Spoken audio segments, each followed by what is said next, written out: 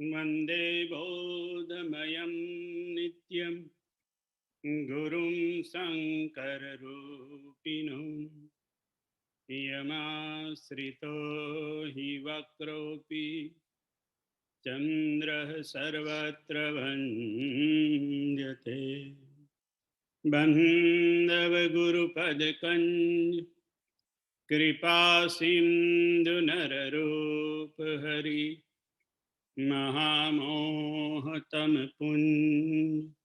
जासु बचन रवि करनिकर जासु बचन रवि करनिकर। जय सियाराम बधाने।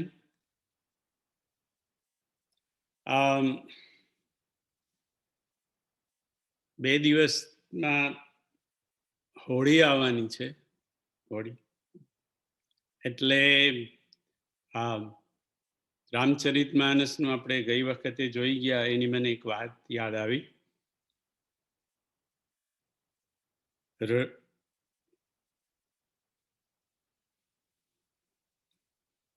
શિવ પ્રિય મેખલ शैल सुतासी सकल सिद्धि सुख संपत्ति राशि सद्गुण सुरगण अम्बादीसी रघुबर भगति प्रेम परमीसी.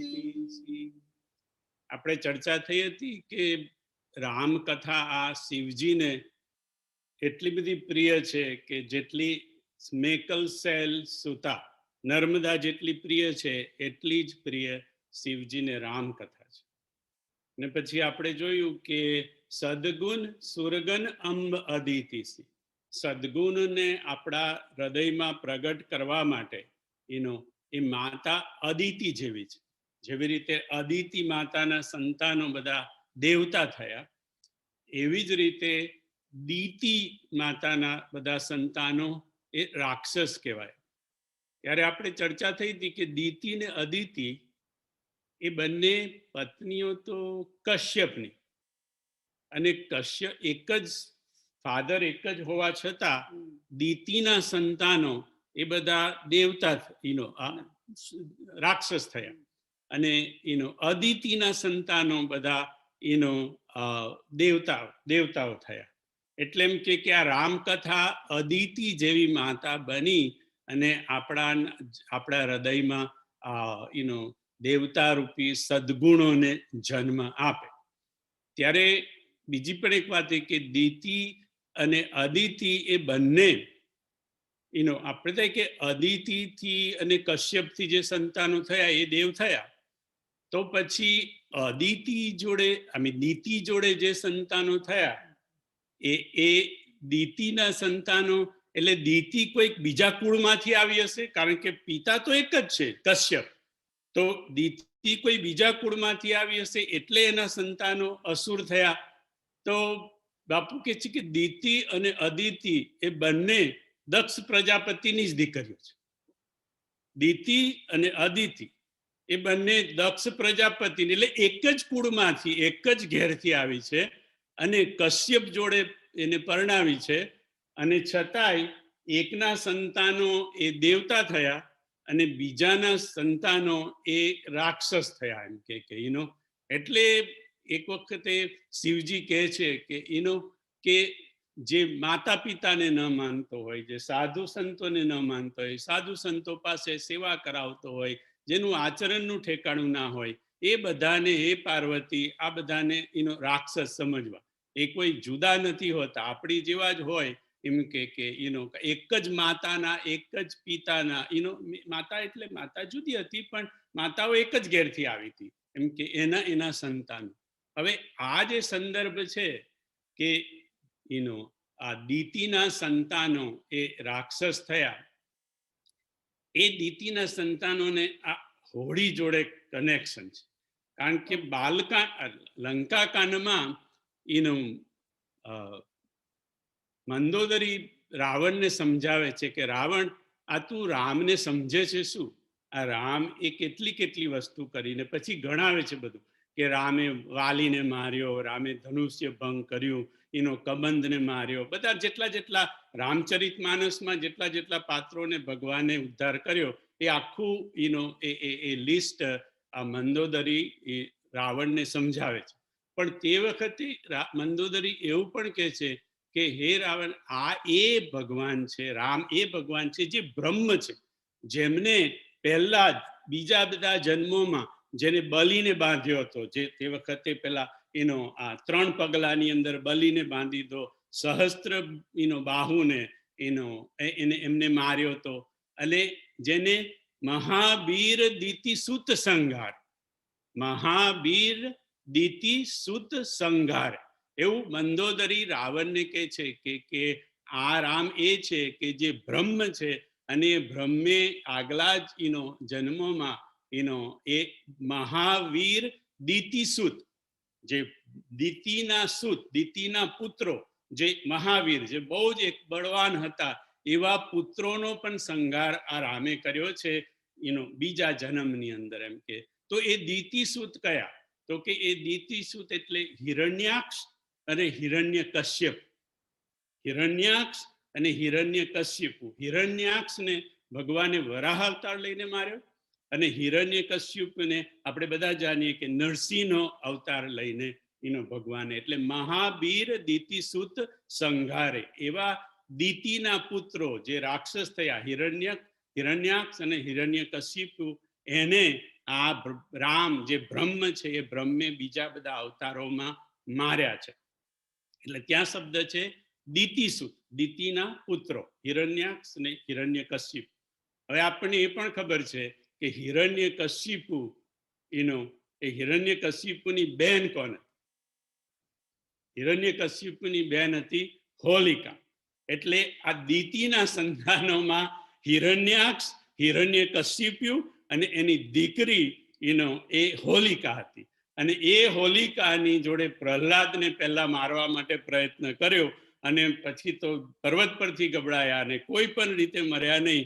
જ્યારે હદ થઈ ગઈ ત્યારે છેલ્લે નરસિંહ ભગવાન પ્રગટ થયા થાંભલામાંથી અને હિરણ્યકશ્યપુનો નાશ કર્યો. એટલે આ દીતિ ને અદિતિની જે વાત આવે છે, જે બાપુએ આ સિસોદરાની કથામાં કીધી હતી, તે એમ કે આ દીતિના સંતાનો એટલે હિરણ્યાક્ષ, હિરણ્યકશ્યપુ અને હોલિકા. જય શ્રી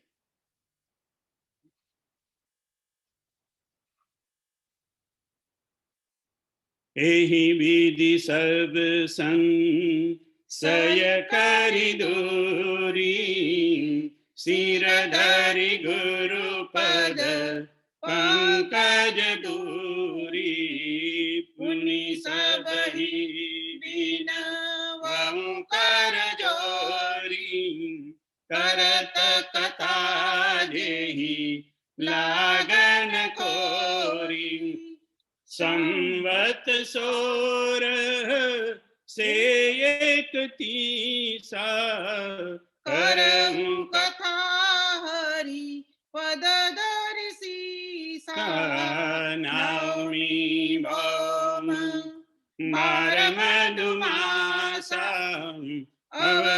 અવધપુરીય ચરિત પ્રકાશા, જેહી દીન રામ નમ શ્રુતિ ગાવહી, તીરથ સકલ તહાં ચાલી આવહી. તુલસીદાસજી આગળ આ રચના પ્રકરણમાં આગળ જાય છે, અને આપણે જોયું કે પહેલા જે આપણે જોઈ ગયા એ વંદના પ્રકરણ, આ રચના પ્રકરણ એટલે રામચરિત માનસની રચના કેવી રીતે થઈ એની વાતો તુલસીદાસજી આ બધા દોહામાં કરે છે. અને એમાં કે છે કે સંવત 1631, એટલે 1631માં કરવું કથા હરિપદ ધરી સીસા. તુલસીદાસજીએ આ કથાની, રામ કથાની આ જન્મ તારીખ આપી છે રામચરિત માનસની 1631, સંવત 1631 કરઉં કથા હરિપદ ધરી સીસા નવમી ના દિવસે ભોમવાર એટલે આપણે જે જૂના પેલા એ જોતા હશે એને ખબર છે. ભોમવાર એટલે મંગળવાર. આપણે આવતું સોમ ભોમ બુધ ગુરુ શુક્ર શનિ રવિ અને સોમ એટલે એ ભોમવાર એટલે મંગળવાર. એટલે મંગળવારના દિવસે અને નવમી એટલે નવમી તિથિ નવમી હતી, મંગળવાર હતો. આપણા બધા જે વારો છે તે બધા ગ્રહ પર છે. કે ભાઈ મંગળ ગ્રહ છે એટલે મંગળ, બુધ ગ્રહ છે એટલે બુધ, ગુરુ ગ્રહ છે એટલે ગુરુ, એવી રીતે શુક્ર શનિ રવિ એટલે સૂર્ય અને સોમ એટલે ચંદ્ર. એટલે આપણા બધા ગ્રહો પર આધારિત આપણા છે. એમાં ભોમવાર એટલે મંગળવાર. મધુમાસા એટલે ચૈત્ર માસ ને મધુમાસ કહેવાય. એટલે ચૈત્ર માસ મંગળવાર અને નવમી તિથિ ને અવધપુરી ચરિત પ્રકાશા. એ અવધપુરીમાં અયોધ્યામાં આનો જન્મ.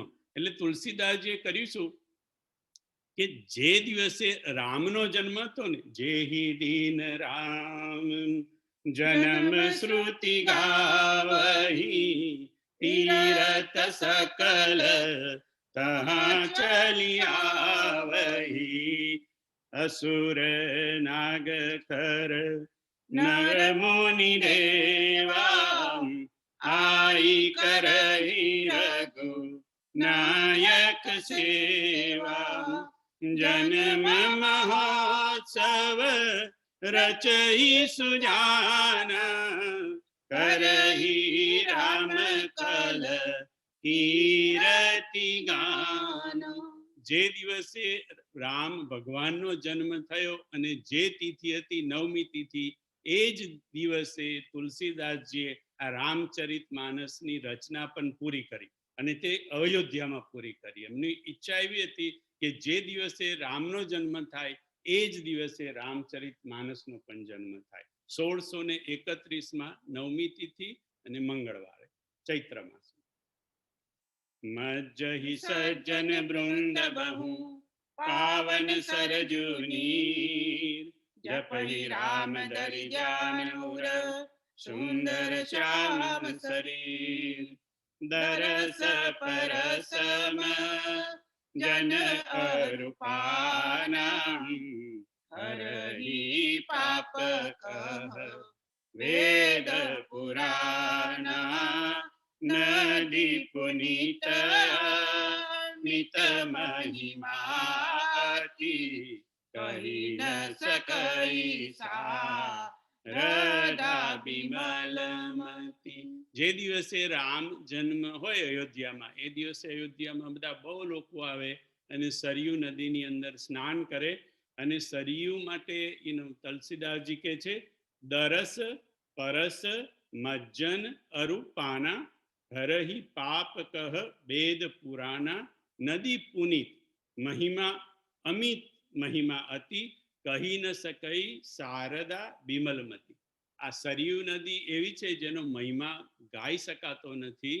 અને એનું સરયુ નદીમાં દરસ એટલે દર્શન કરો, એના સરયુ નદીનું સ્પર્શ કરો, એના પાણીને સ્પર્શ કરો, કાં તો એનું મજ્જન એટલે કે એમાં સ્નાન કરો અથવા તો એનું પાન કરો. દરસ પરસ મજ્જન અરૂપાન, ચારે ચાર કરવાથી આપણા પાપો ધોવાઈ જાય એવું વેદ અને પુરાણ કહે છે.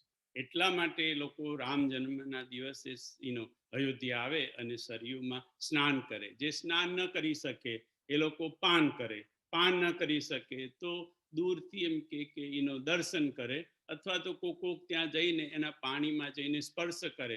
ચારે ચાર રીત છે, પણ ચારે ચાર થી આપણને પુણ્યની પ્રાપ્તિ થાય.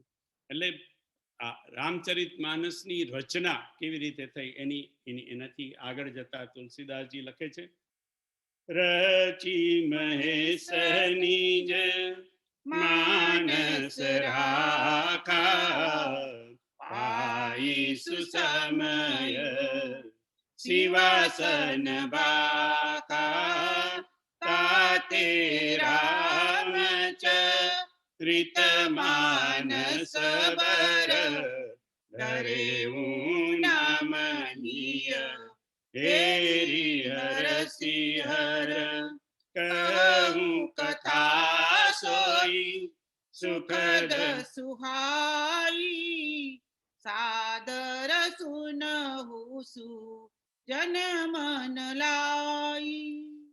તુલસીદાસજીએ સ્પષ્ટ અહીંયા લખ્યું છે કે આની રચના મેં કરી નથી. રચી મહેશ નિજ માનસ રાખા પાઈ સુસમય શિવાસન ભાખા.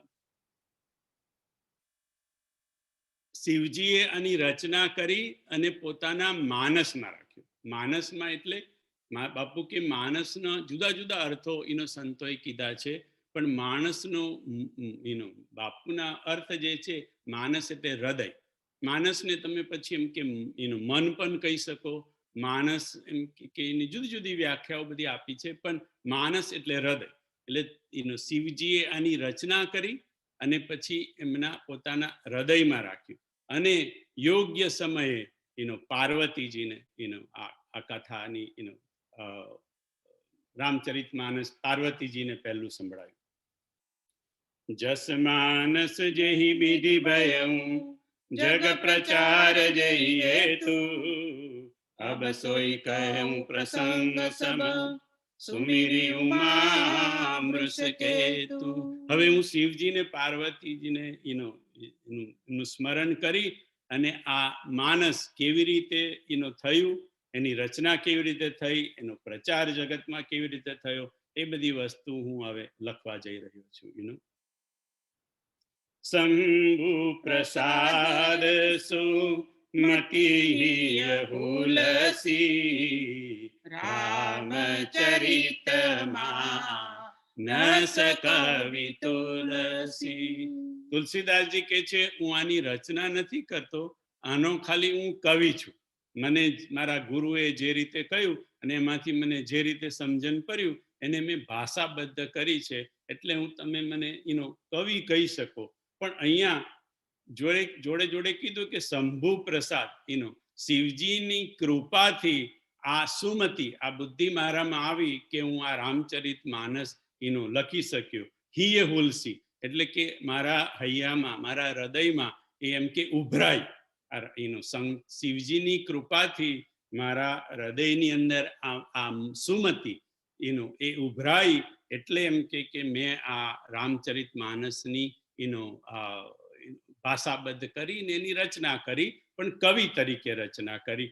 અને અહીંયા બાપુ કે જોડે જોડે એને હું સુમતિ હિય હુલસી એટલે કે હૃદયમાં એમ કે ઉમગી, એમ કે સુમતિ એની હુલસી શબ્દ વાપરી અને માતાને યાદ કરી લીધી. કારણ કે તુલસીદાસજીની માતાનું નામ છે હુલસી, એટલે એમ કે જોડે જોડે એમને પોતાની માતાને પણ યાદ કરી દીધી હુલસી શબ્દ વાપરી.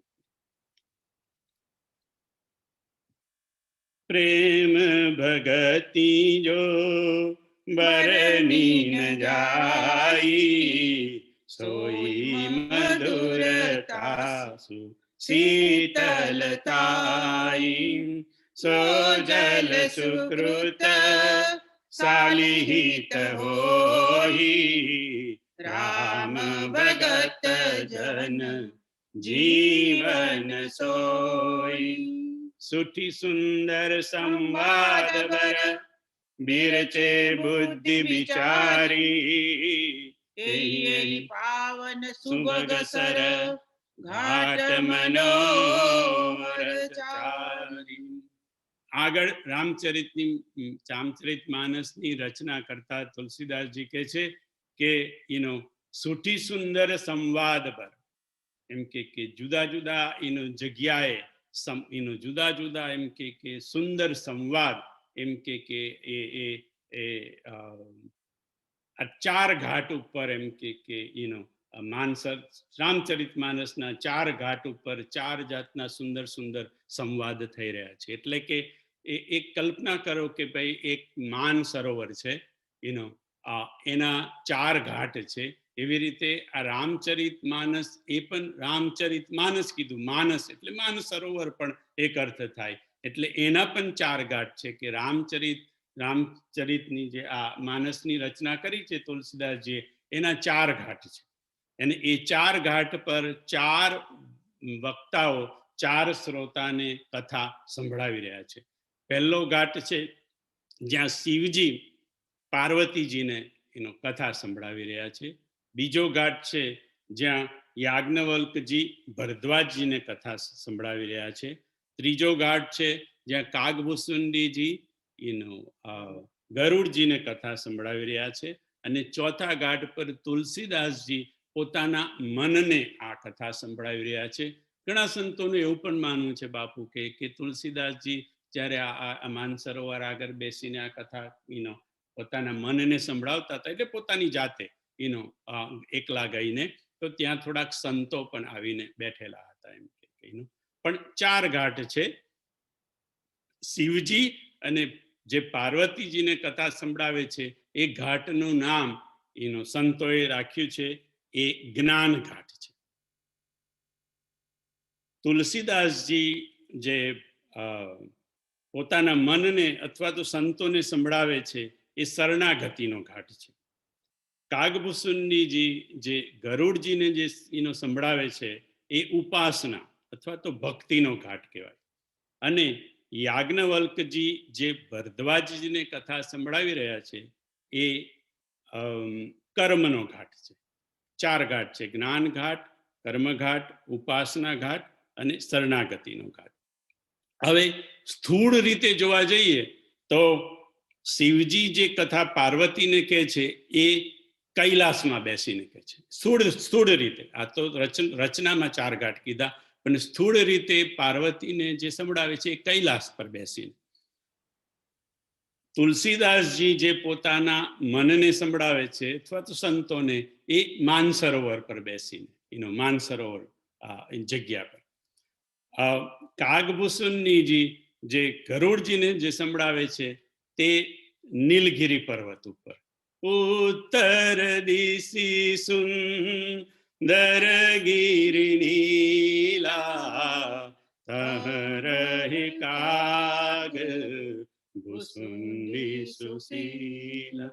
એટલે કાગભૂસુંડીજી જે ગરુડજીને સંભળાવે છે નીલગિરી પર્વત ઉપર, અને યાજ્ઞવલ્કજી જે ભરદ્વાજજીને કથા સંભળાવે છે કર્મના ઘાટ ઉપર, એ પ્રયાગ, અલ્હાબાદ પ્રયાગની અંદર ત્રિવેણી સંગમ. હવે આ બધાનો રામચરિત માનસ સાથે નાતો છે. કેવી રીતે? તો કે તમે જુઓ કે માનસને રામચરિત માનસ નામ આપ્યું, એટલે માન સરોવર જોડે એની સરખામણી કરી. તો માન સરોવરના ઘાટ ઉપર તુલસીદાસજી તો ત્યાં જ બેઠા છે.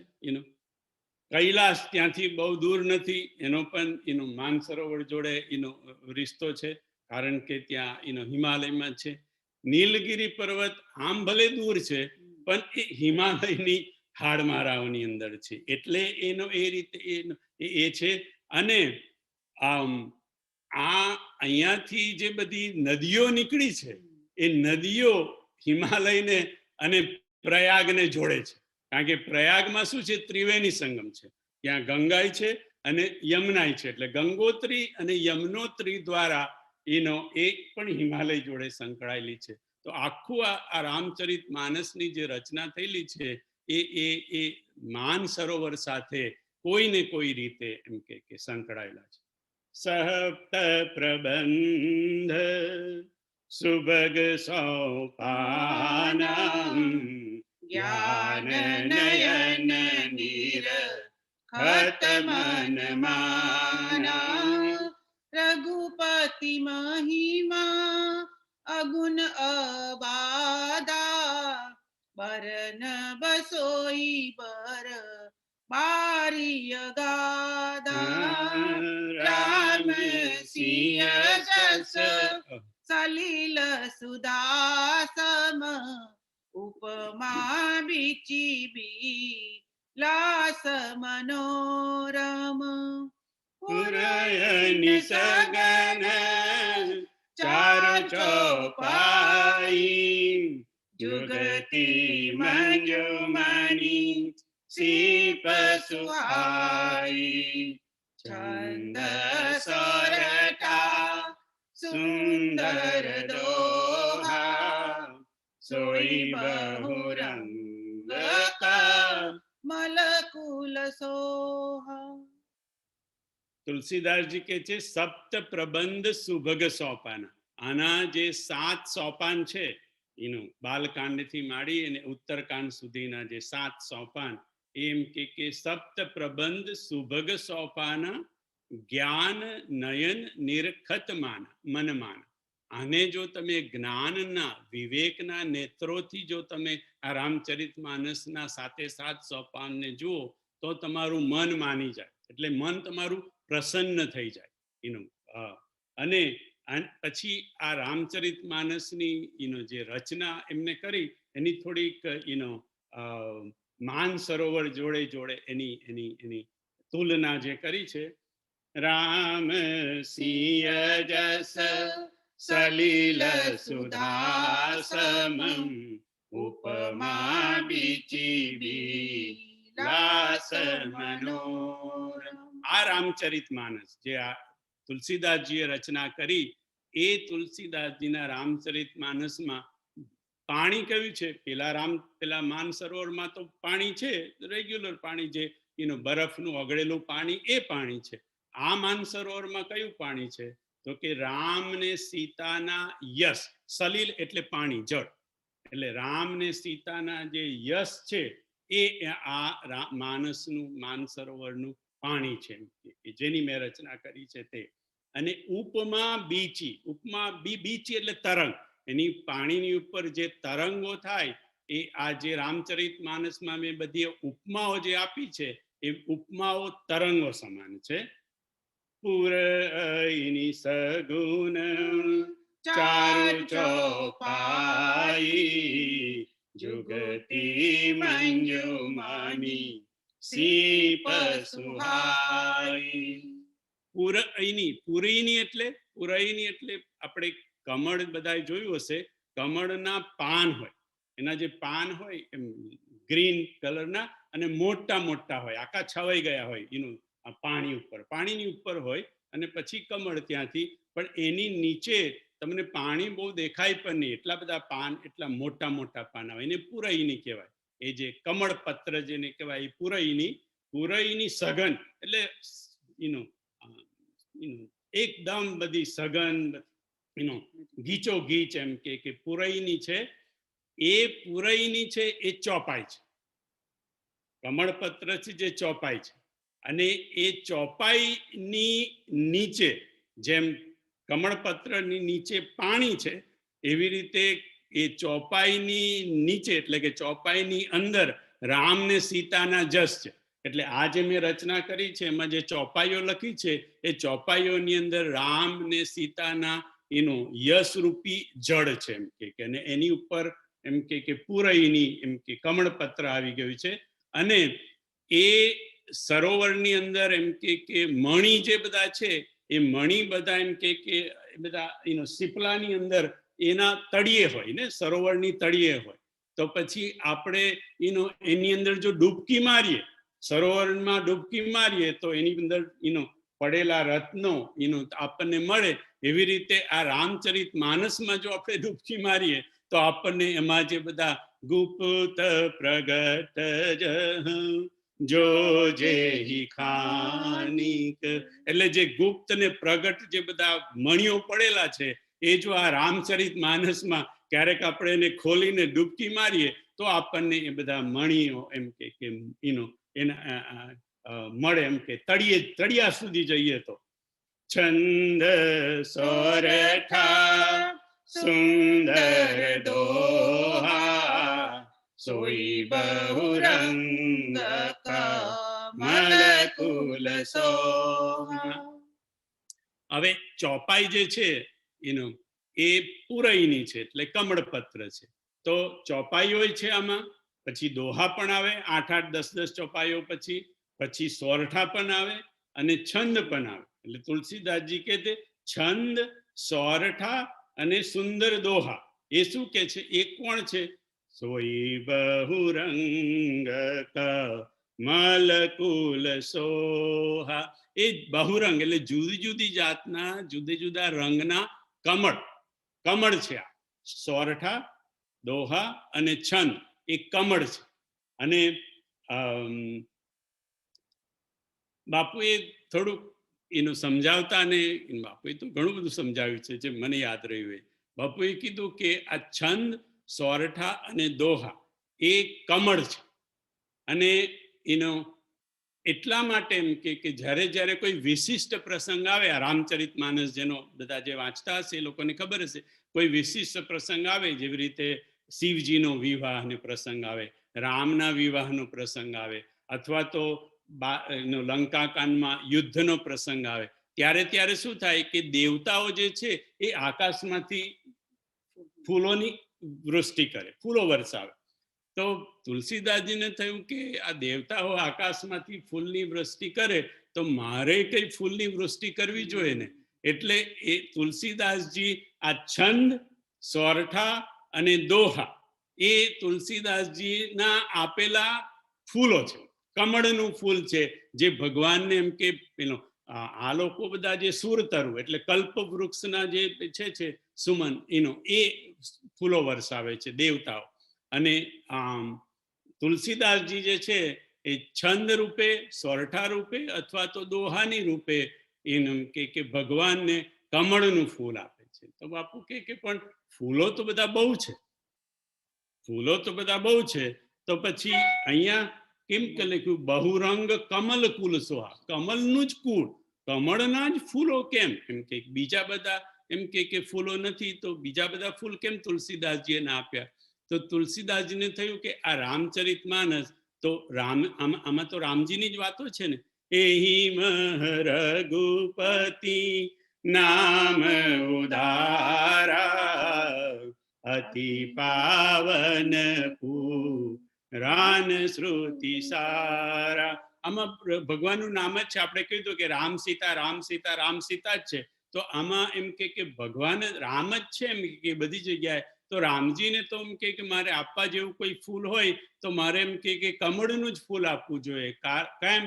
તો કે નવ કંજ લોચન કંજ મુખ પદ કંજ પદ કંજારુણમ હરન ભવ ભયદારુણમ. તુલસીદાસજી કે ભગવાનના નેત્રોય કમળ છે, ભગવાનનું મુખય કમળ છે, ભગવાનના હાથય કમળ છે, ભગવાનના પગય કમળ છે. જેવી રીતે કૃષ્ણમાં આપણે જોઈએ તો અધરમ મધુરમ, કૃષ્ણનું બધું એ મધુર મધુર મધુર જ છે. એવી રીતે રામજીનું બધું તો એમ કે કમળ કમળ જ છે. તો જો રામજી કમળ જ હોય, નવનીલ બધા જ એમને એમ કે, તો એમ કે ભગવાનને મારે કમળનું જ પુષ્પ આપવું જોઈએ. એટલા માટે રામચરિત માનસની રચનામાં છંદ, સોરઠા, દોહા એ બધા જ કમળના ફૂલો એનું તુલસીદાસજીએ રાખ્યા. અને જ્યારે જ્યારે આવો વિશિષ્ટ પ્રસંગ આવે ત્યારે એનો છંદ ને દોહા ને સોરઠાનો વરસાદ વરસાવે. લંકાકાંડમાં તો ઘણી વાર થાકી જવાય. આપણે જેને પાઠ કર્યો હશે એને ખબર હશે કે લંકાકાંડમાં એનો થાકી જઈએ, કારણ કે એટલા બધા છંદ આવે, લઈ લાંબા લાંબા છંદ આવે. તો પછી કોઈ તુલસીદાસજીને પૂછ્યું કે તમે લંકાકાંડમાં આટલા બધા લાંબા લાંબા છંદ એમ કે તો કે ભાઈ આ તો રાવણને મારવાનો છે એમ કે આપણા હૃદયમાંથી બધા વિકારોને મારવાના છે. અને એ જ્યારે વિકારોને ભગવાન મારી રહ્યા હોય ત્યારે તો મારે ફૂલોનો વરસાદ જ વરસાવવો જોઈએ. એટલા માટે લંકાકાંડની અંદર છંદનો વરસાદ છે એમ કે. અને પછી તો બધી બહુ ઉપમા એમને આપી છે, બધામાં તો આપણે નહીં જઈ શકીએ. પુલક બાટિકા બાગ બન સુખ સુબિહંગ વિહારુ, માલી સુમન સ્નેહ જલ સિંચત લોચન ચારુ.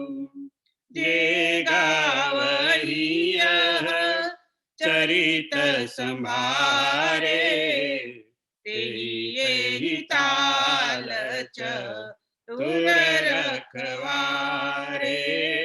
સદા સુનહિ સા નર નર નારી તે સુરવરમાં ન અધિકારી.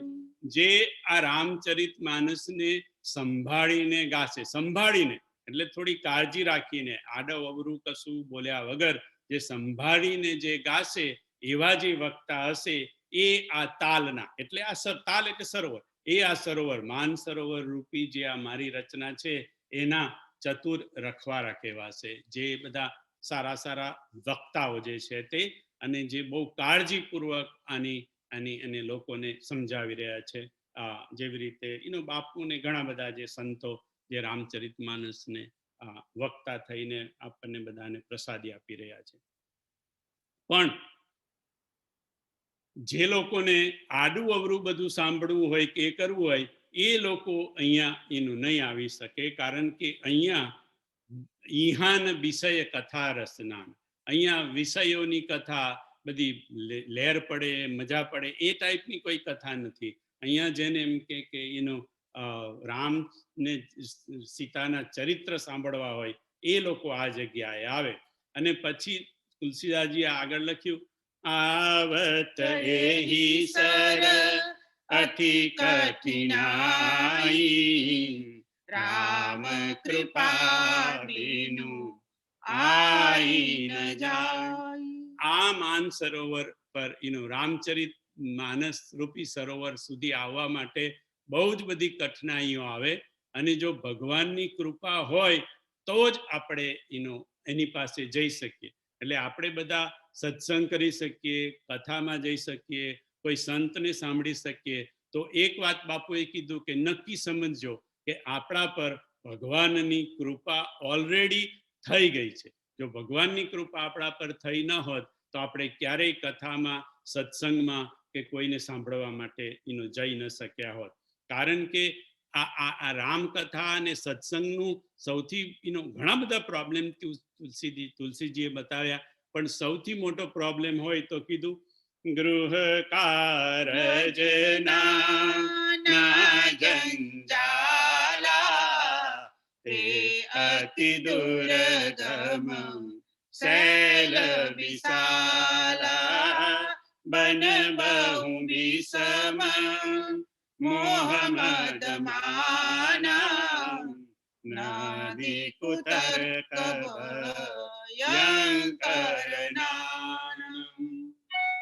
ગૃહ કારજ નાના જંજાલા, કે આ કથામાં, સત્સંગમાં આપણે જવું હોય છે, આપણી રુચિ હોય છે, પણ આપણે કેમ નથી જઈ શકતા? સૌથી એનું મોટું કારણ હોય તો ગૃહ કારજ નાના જંજાલા, ઘરના કાર્યો. હવે ઘરના કાર્યોમાં તુલસીદાસજીએ આખું બધું જ એડ કરી દીધું, એમાં કંઈ બાકી રાખ્યું નહીં. કે એ પછી નામ તમે જે પાડો તે કે ભાઈ અમારો દીકરો જરા મોટો થઈ જાય ને પછી હું કથા અને આ બધું આપ કરીશ, મારા દીકરાનું આ થઈ જાય, મારી દીકરીનું આ થઈ જાય, મારું આ થઈ જાય, મારી નોકરી લાગી જાય, આ થઈ જાય, મને થોડા પૈસા ભેગા થઈ જાય. એ બધું ગૃહ કાર્ય. આપણા એટલા બધા એનું લિસ્ટ એટલું બધું લાંબુ છે કે કલાક કોઈ જાય, પણ આપણને બધાને ખબર છે કે આપણા કયા કયા ગૃહ કાર્ય. અને બાપુએ કીધું કે આ ગૃહ કાર્ય કેવા છે ખબર છે? કે આપણે એવું કરીએ કે આટલું થાય ને એટલે પછી પતી ગયું. આ પતે એટલે પછી એમ કે બધા અમારો આ દીકરાનો દીકરો એમ કે અર્જુન મોટો થઈ જાય ને જરા, પછી સ્કૂલે જતો થઈ જાય પછી શાંતિ. આપણે એવું હોય કે પછી શાંતિ, અને આપણો બધાનો અનુભવ છે કે પછી બીજું કઈ આવે, પછી બીજું કેવી રીતે? તો અહીંયા તુલસીદાસજી દાખલ્યો, તે અતિ દુર્ગમ શૈલ વિશાલા. એ શૈલ એટલે પર્વત, કે એ પર્વતની ગૃહ કારજને પર્વતની જોડે કેવી રીતે જોડ્યું તુલસીદાસજીએ? તો બાપુ કહે છે કે તમે લોકો પર્વતોની જે હાડમાળ હોય ત્યાં તમે ગયા છો? એટલે આપણે ત્યાં તો આ વિંધ્યાચળની હાડમાળા હોય, પછી આ હિમાલયની હાડમાળા હોય. હિમાલયમાં અમે બધા ગયા છે, નરેશભાઈ મને લઈ ગયા હતા કથામાં, એટલે માનસરોવરની. આમ તો બાપુ, પણ અમારા માટે નરેશભાઈ. એટલે મને તો ખબર છે, કારણ કે એક તો શ્વાસ ચડી જતો હોય, મને તો શ્વાસની તકલીફ જ થાય. જેવો ત્યાં બેસું અને ઉપર ચડવાનું થાય એટલે શ્વાસની તકલીફ શરૂ થાય. એટલે આપણે એવું થાય ક્યારે માનસરોવર આવે. એટલે પછી છે ને પર્વત દેખાય, એટલે આગળ આમ કે દેખાય, એટલે એની ટોચ દેખાય, આ પર્વત આપણે ટોચ આ પર પહોંચી જઈએ ને એટલે એમ કે પહોંચી ગયા સમજો.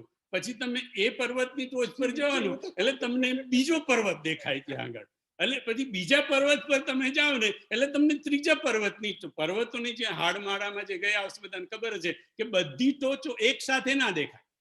એક ટોચ ઉપર તમે પસાર કરીને જાઓ તો તમને બીજી ટોચ દેખાય. આમ તો ઘણી બધી ટોચો હોય પણ એ બધી ટોચ એટલે ગ્રહકાર જ એવા છે કે એ એક જ ટોચ દેખાય કે ભાઈ આ અમારે અર્જુન મોટો થઈ જાય તો પછી એ થઈ જાય એટલે બધી બીજી ટોચ નીકળે, અને પછી બીજી ટોચ પતી જાય બધી ત્રીજી ટોચ નીકળે. એટલા માટે તુલસીએ ગૃહ કારજ ના જંજાલા તે અતિ દુર્ગમ શૈલ વિશાલા બન બહુ વિષમ મોહમદ માના નદી કુતર્ક ભયંકર નામ.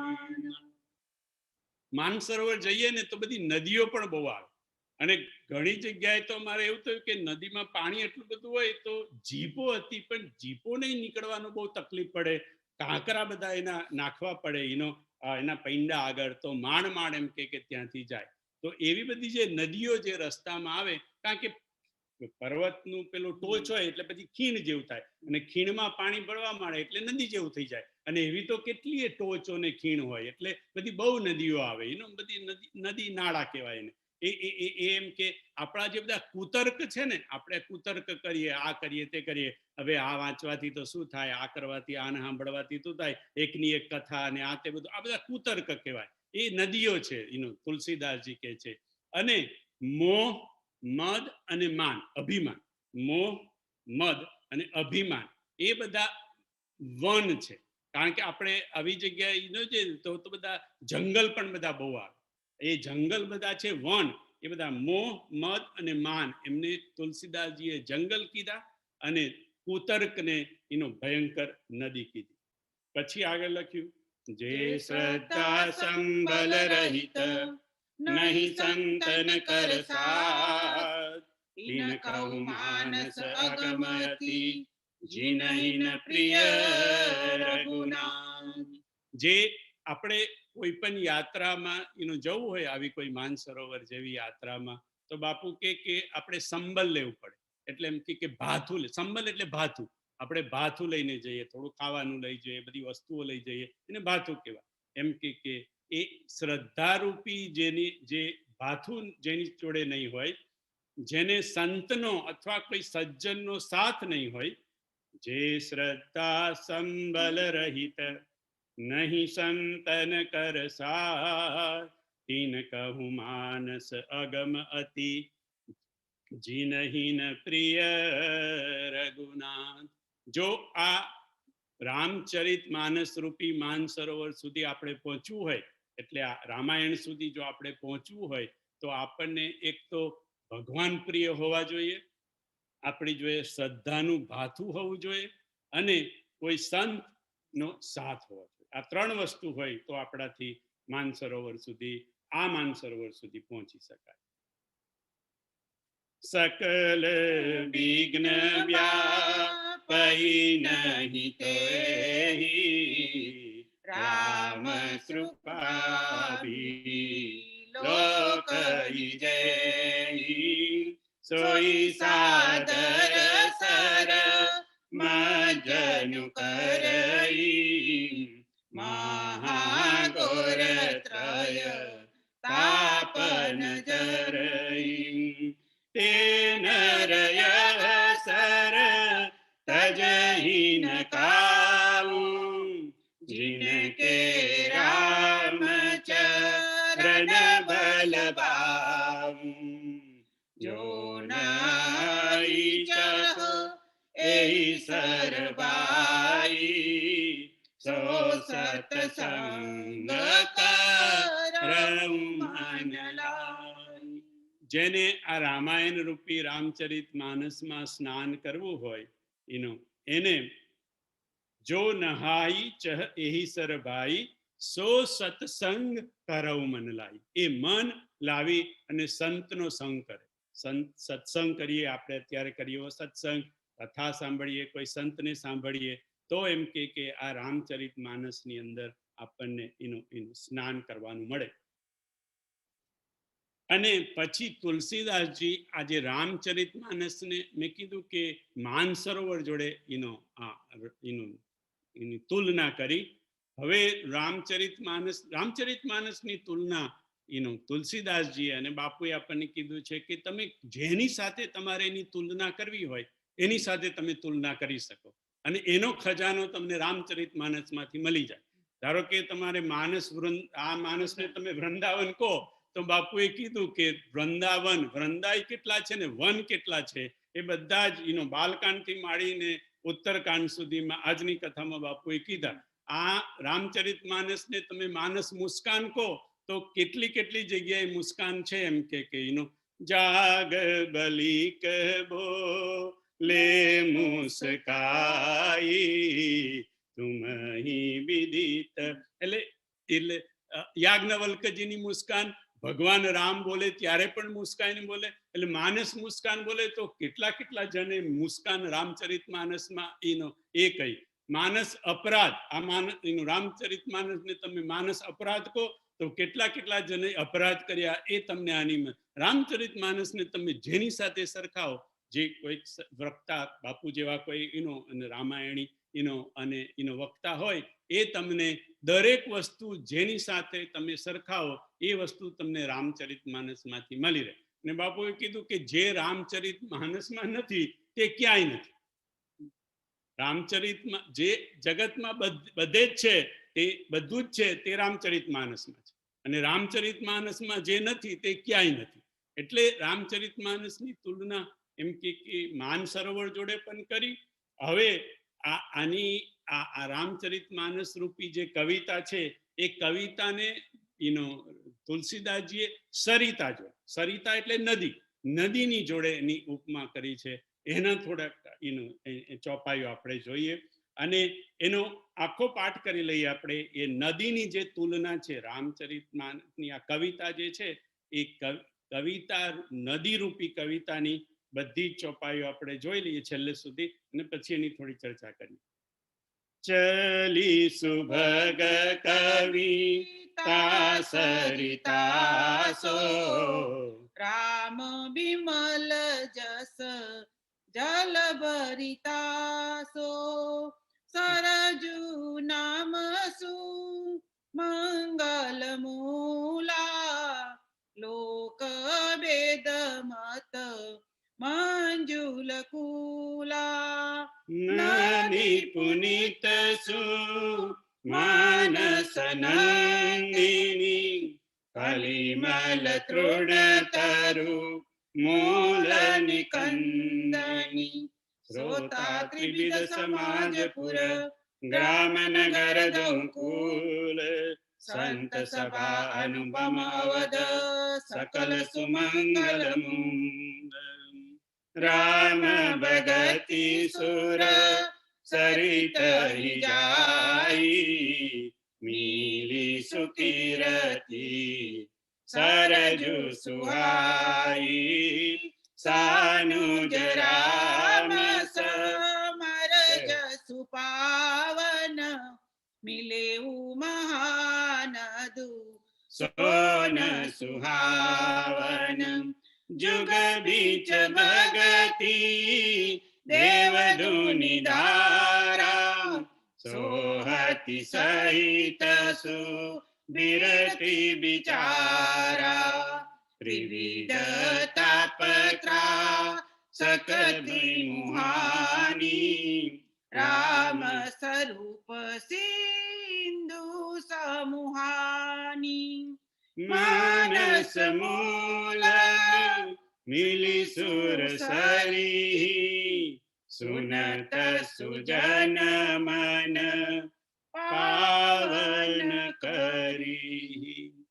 આ જે રામચરિત માનસ રૂપી કવિતા છે એ સરિતા જેવી છે, નદી જેવી છે. અને કઈ નદી? સરજુ નામ સો મંગલ મૂલા લોક વેદ મત મંજુલ કુલા. રામચરિત માનસની આજે મેં રચના કરી છે એ કવિતા એ સરિતા જેવી છે. આ કવિતા સરિતા જેવી છે. એ સરિતાનું નામ છે સરજુ. અને એનું જેવી રીતે સરજુ નદી છે એવી રીતે આ પણ મારી એમ કે સરયુ નદી છે રામચરિત માનસ રૂપી. અને એના કુળ એટલે કે એના કિનારા કયા કે છે, એક લોકમત અને બીજો વેદમત. વેદ અને લોકમત એ બેની વચ્ચે આ સરિતાની ધારા એમ કે ચાલી રહી છે. નદી પુનિત સુમાનસ નંદિની. અને આ નદી કેવી છે? પવિત્ર નદી છે. અને સુમાનસ નંદિની કલિમલ તૃણતરુ મૂલ નિકંદિની. અને એમ કે કળિયુગ રૂપી જે બધા પાપો રૂપી એમ કે જે તરુ છે, વૃક્ષ એમ કે એ વૃક્ષોને આ કવિતા રામચરિત માનસ રૂપી કવિતા સરિતા એ બધા વૃક્ષોને પાડી દે છે. એટલે કે કળિયુગના પાપોનો નાશ કરે છે. પણ આ કોણ છે? આની પર મારે ખાસ તમારું ધ્યાન કરવું છે. નદી પુનિત સુમાનસ નંદિની. આ પવિત્ર નદી એનું રામચરિત માનસ રૂપી જે નદી છે એ માનસ નંદિની છે. સુમાનસ નંદિની. સુમાનસ નંદિની નો અર્થ શું થાય? બાપુ કે સુમાનસ નંદિની એટલે માનસ એટલે માન સરોવર. આ માન સરોવરની નંદિની. નંદિની એટલે કન્યા. આ માન સરોવરની કન્યા છે. એટલે એનો અર્થ એવો થયો કે રામચરિત માનસ અને માન સરોવર. એમ કે માન સરોવર માંથી જેવી. પણ એનો એક અર્થ બાપુ કે એ પણ થયો કે જે સરયુ નદી છે એ માન સરોવર માંથી નીકળી છે. સરયુ નામ સુમંગલ મૂલા નદી પુનિત સુમાનસ નંદિની. એટલે સરયુ જે નદી છે એ એનું મૂળ એ માન સરોવર માંથી નીકળેલી છે. અને પછી રામ ભગતિ સુર સરિત હિ જાઈ મિલી સુકીરતિ સરજુ સુહાઈ સાનુજ રામ સમરજ સુપાવન મિલે મહાનદુ સોન સુહાવન जुग बीच भगति देवधुनि धारा सोहति सहित सुबिरति विचारा त्रिविध तापत्रा सकथि मुहानी राम स्वरूप सिंधु समूहानी. અને પછી રામ સ્વરૂપ રૂપી સિંધુમાં આ નદી સમાઈ જાય છે. એટલે એનો અર્થ એવો થયો કે સરયુ નદી જે છે એ માનસરોવરમાંથી નીકળી અને પછી એ આગળ જતા એ સરયુ નદીની અંદર એનો એક તો શું છે શબ્દ શું છે કે કોણ આવીને મળી?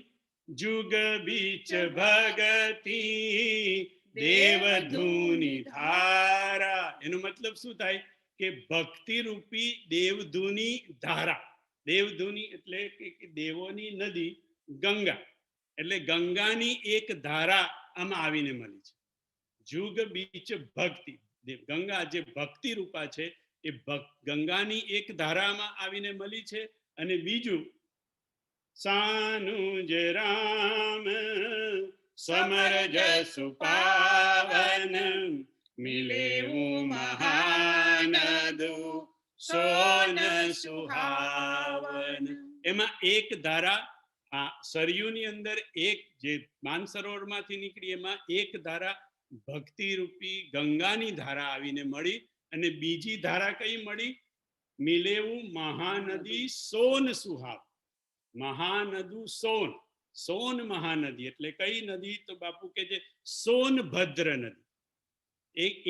એની એક ધારા આવી સોનભદ્ર નદીની, એક ધારા આવી દેવધુનીની એટલે ગંગાની, અને સરજુ એટલે જેવી રીતે એમ કે પ્રયાગમાં ત્રિવેણી સંગમ થયો એવી રીતે એમ કે સરયુમાં પણ ત્રિવેણી સંગમ છે.